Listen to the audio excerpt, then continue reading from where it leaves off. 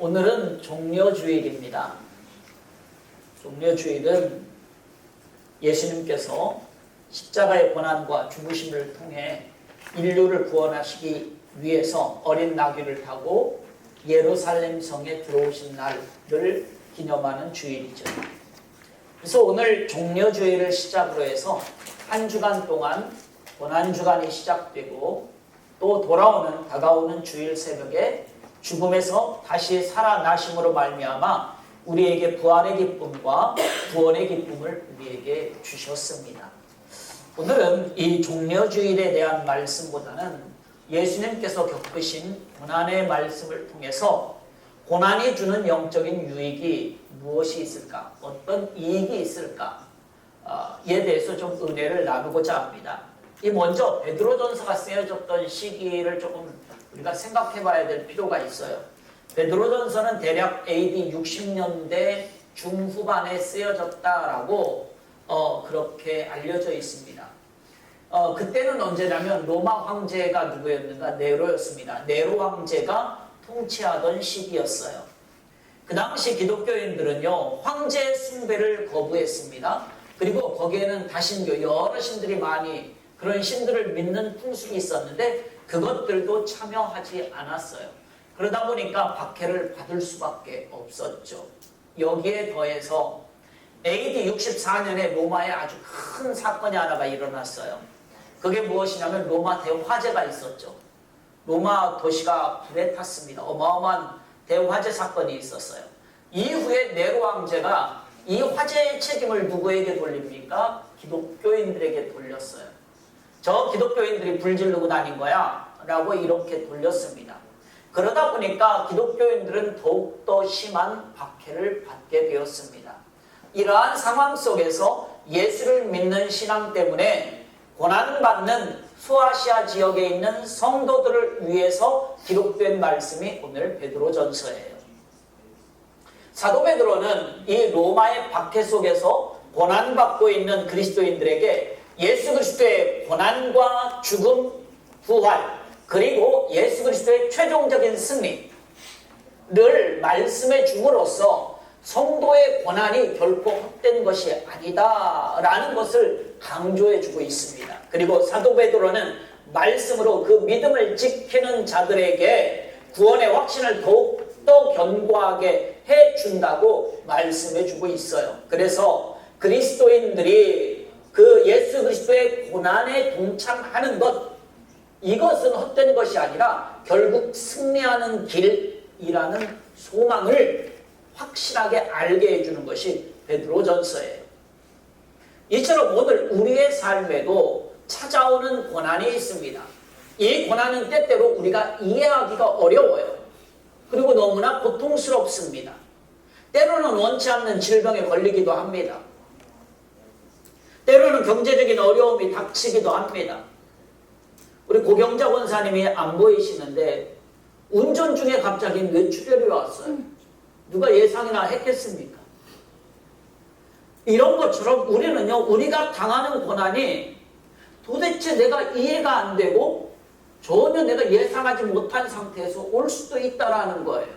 때로는 우리 믿는 사람들은 또 어떤 생각을 갖냐면 내가 당하는 고난이 내 죄 때문일 거야 라는 생각을 할 때도 많이 있어요. 그래서 내가 신앙생활을 참 소홀히 했지, 또 내가 이웃을 향해서 그리스도의 사랑을 실천하지 못했지 라고 하면서 나를 돌아보기도 합니다. 하지만 우리가 정말로 이해하기 어려운 고난들도 있어요. 그래도 이 정도 내가 예상하지 못하고 내 죄 때문이지 뭐 이렇게 할 수도 있지만 이것보다도 더 이해하기 어려운 고난들이 있어요. 무엇이냐면 내가 선을 행했음에도 불구하고 찾아오는 고난들이에요. 내 생각에는 분명히 나는 의로운 선택을 했고 하나님이 기뻐하실 만한 일을 했음에도 불구하고 내 삶에 시련과 고난이 찾아올 때가 있단 말이에요. 아니 하나님, 나는 정말 주를 위해서 열심히 살았는데 왜 이런 힘든 일이 왜 생겼죠? 물론 우리가 하나님 앞에 완벽하게 의로운 삶을 살지는 못해요. 그렇지만 우리가 최선을 다해서 순종하면서 살려고 했고 내가 최선을 다해서 그래도 하나님 앞에 헌신하면서 살려고 했단 말이에요. 그럼에도 불구하고 나에게 혹독한 시련이 찾아올 수도 있다는 거예요. 이런 때 그럼 우리는 이 고난을 어떻게 받아들일 수 있겠느냐라는 거예요. 아니 하나님, 내가 저 예수 안 믿는 저 사람보다 내가 하나님 잘 섬겼잖아요. 그런데 왜 나에게 이런 고난이 있죠? 왜 우리 가정에 이런 힘든 고통이 있죠? 왜 시련이 있죠? 라고 우리는 그렇게 생각이 될 때가 있다고. 그럴 때 우리는 이걸 어떻게 받아들여야 되겠느냐라는 거예요. 또 그리고 우리는 어떻게 행동해야 되겠느냐라는 거예요. 그런데요, 성경은 우리에게 오는 고난이 단지 나를 힘들게 하고 고통스럽게만 한다고 말씀하고 있지 않다라는 것입니다. 오히려 성경은 고난 속에 감추어진 하나님의 보화를 발견해라 라고 말씀하고 있습니다. 특별히 오늘 본문 말씀은 예수 그리스도께서 겪은 고난과 승리를 보여주며 그것으로 우리가 겪는 고난이 어떤 영적인 유익이 있는지를 말씀해주고 있어요. 이제 우리가 겪는 이 고난의 의미를 다시 한번 돌아보는 이 귀한 믿음의 시간이 될 수 있기를 소원합니다. 먼저 우리 본문 베드로전서 3장 18절 말씀을 한 번 더 함께 읽습니다. 그리스도께서 단번에 죄를 위하여 죽으사 의인으로서 불의한 자를 대신하셨으니 이는 우리를 하나님 앞으로 인도하려 하심이라. 육체로는 죽임을 당하시고 영으로는 살리심을 받으셨으니. 아멘. 고난이 우리에게 어떤 유익이 있는가? 그것은 이 고난 때문에 우리는 하나님께 더욱더 가까이 나아갈 수 있는 유익이 있다는 거예요. 사도 베드로는요, 베드로전서 전체를 통해서 그 당시 고난받고 있는 교회들을 향해서 고난의 의미와 유익에 대해서 권면하고 있어요. 모든 고난의 이유를 어디와 연결시키고 있냐면 예수 그리스도의 고난과 연결시키고 있습니다. 우리는 여기서 먼저 한 가지 정리해야 될 부분이 있어요. 지금 계속 말씀드리는 이 고난은, 우리가 당하는 이 고난은 내 허물 때문인지 아니면 복음과 주님의 의를 위한 것인지를 먼저 분별해야 되는데, 오늘 말씀드리는 고난은 나의 허물과 죄로 인한 고난이 아니라 우리가 받는 고난은 주를 위해 받는 고난, 하나님의 뜻을 따르기 위해서 받는 고난을 말씀하는 거라는 것을 여러분들은 미리 알고 있으셔야 되는 거예요. 그렇기 때문에 이 고난은 오히려 하나님께 더욱더 가까이 다가가는 통로가 된다는 것입니다. 그래서 오늘 본문 말씀에서도 예수님은 죄가 없으신 의인임에도 불구하고 뭐라고 말씀하고 있는가? 불의한 자를 대신해서 고난 받으셨다라고 말씀하고 있습니다. 그렇기 때문에 오늘 우리가 예수님 때문에 당하는 고난이 있다면 오히려 그 고난 너머에 있는 하나님의 은혜를 소망할 수 있기를 소원합니다. 그리스도 때문에 우리에게 찾아오는 고난은 내 힘으로 살아갈 수 없다는 것을 우리는 깨닫게 해줘요. 내 힘으로 살아갈 수가 없어 라는 걸 깨닫게 해줘요. 우리가 평안할 때는 잘 모릅니다. 여러분, 내 힘으로 편안하게 잘 살아간다고 생각하죠. 그런데 그 편안함이 오히려 어떻게 합니까? 하나님과 더욱더 멀어질 수 있다는 사실을 깨닫기를 소원합니다. 성경에 나오는 믿음의 사람들을 보아도 알 수 있습니다. 우리의 믿음의 선배들을 보아도 알 수 있듯이 오히려 하나님과 가까워지는 비결은 언제였는가? 고난에 처했을 때였다라는 것입니다. 고난에 처했을 때 오히려 하나님과 더 가까워졌어요. 우리 시편 119편 71절 말씀을 함께 읽어봅니다. 고난당한 것이 내게 유익이라 이로 말미암아 내가 주의 율례들을 배우게 되었나이다. 아멘. 여기서도 마찬가지잖아요. 오늘 예수 그리스도 때문에 다가온 고난은 하나님과 더욱더 가까워질 수 있기 때문에 오히려 우리에게 유익이 된다는 거예요. 오히려 하나님의 말씀을 깨닫게 하는 통로가 되기 때문에 우리에게 유익이 되는 것입니다. 그렇기 때문에 지금 겪는 고난에 여러분들 실망하거나 좌절하지 말고 오히려 믿음의 성장과 하나님의 은혜를 체험할 수 있는 기회로 여길 수 있기를 소원합니다. 오히려 고난이 내가 하나님과 더 가까워지는 그 기회가 된다는 거예요. 그 기회. 그 기회를 놓치지 않기를 소원합니다. 다음으로 우리 베드로전서 본문 3장 21절 말씀을 함께 읽어봅니다. 물은 예수 그리스도께서 부활하심으로 말미암아 이제 너희를 구원하는 편이 곧 세례라. 이는 육체의 더러운 것을 제하여 버림이 아니요 하나님을 향한 선한 양심의 간군이라. 아멘. 자, 고난, 우리 주님 때문에 당하는 고난이 우리에게 어떤 유익이 있는가? 선한 양심으로 구원의 확신을 더욱더 튼튼하게, 견고하게 해주기 때문이라는 거예요. 방금 읽은 말씀을 보게 되면 사도 베드로는요, 세례를 가리켜서 뭐라고 말하고 있는가? 하나님을 향한 선한 양심의 간구다라고 말씀하고 있어요. 이 말씀은 이렇게 표현하면 좀 쉬울 겁니다. 내가 하나님의 말씀대로 순종하면, 그렇게 순종하면서 또 선한 양심을 따라 살 때에 우리 안에 계신 성령님께서 너 정말로 하나님의 자녀구나 라는 믿음의 확신을 더욱더 강하게 만들어준다는 거예요. 여기서 물은 세례, 곧 세례니라 그랬는데 이 물과 이 세례에 대한 것은 오늘은 말씀드리지는 않겠습니다. 우리는요, 믿음으로 구원을 받습니다.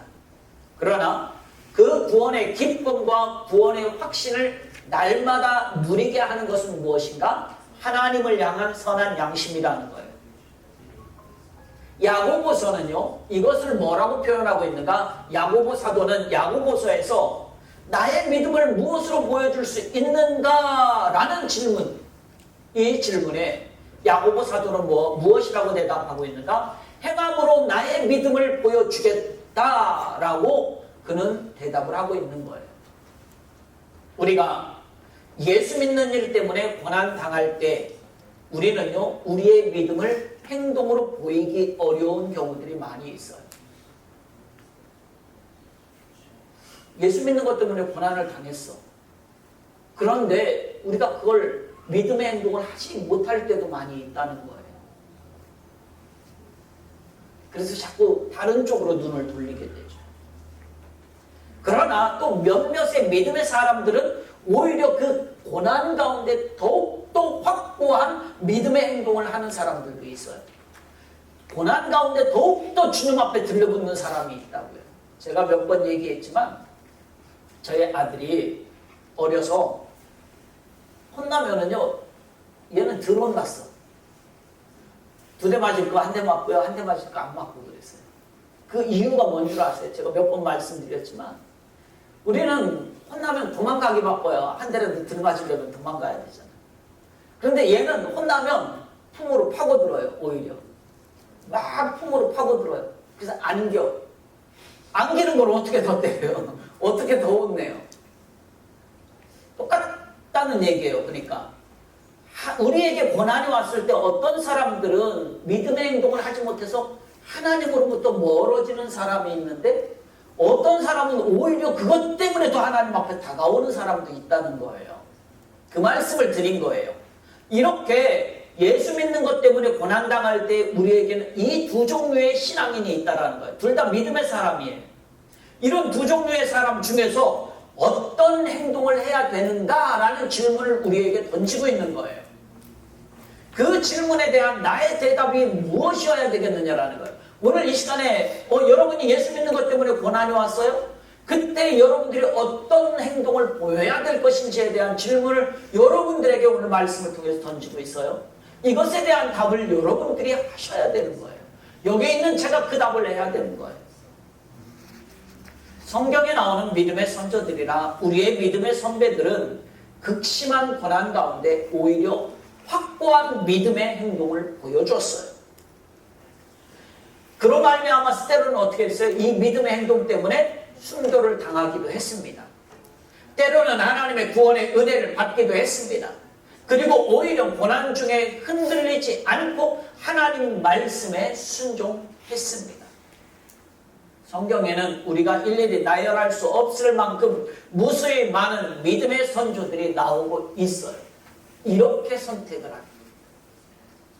이처럼 오늘 예수님 때문에 고난의 시간을 보내고 있다면 오히려 그 고난이 나의 믿음을 더욱더 견고하게 해준다라는 이 사실을, 이 유익이 있다는 것을 잊지 않기를 소원합니다. 그래서 그 믿음에 흔들리지 않고 확고한 믿음의 선한 행동을 할 수 있기를 소원합니다. 고난 때문에 여러분의 믿음의 행동이, 선한 양심이 흔들리지 않기를 소원합니다. 오히려 더욱더 견고해지는 것을 선택하고 그 믿음의 행동을 할 수 있는 저와 여러분들이 될 수 있기를 소원합니다. 마지막으로 하나 더 말씀드립니다. 본문 베드로전서 3장 22절 말씀을 함께 읽습니다. 그는 하늘에 오르사 하나님 우편에 계시니 천사들과 권세들과 능력들이 그에게 복종하느니라. 아멘. 그리스도 예수님 때문에 받는 고난이 우리에게 어떤 유익이 있는가? 그것은 이 세상을 이기는 영적 승리의 기회가 된다라는 거예요. 오히려 그 승리의 기회가 된다라는 거예요. 오늘 본문 말씀은 고난당하시고 십자가에 죽으신 예수님께서 부활하셔서 결국 어디에 오르사? 하늘에 오르사 모든 권세를 예수님의 발 아래에 두셨다라는 것을 선포하는 말씀이에요.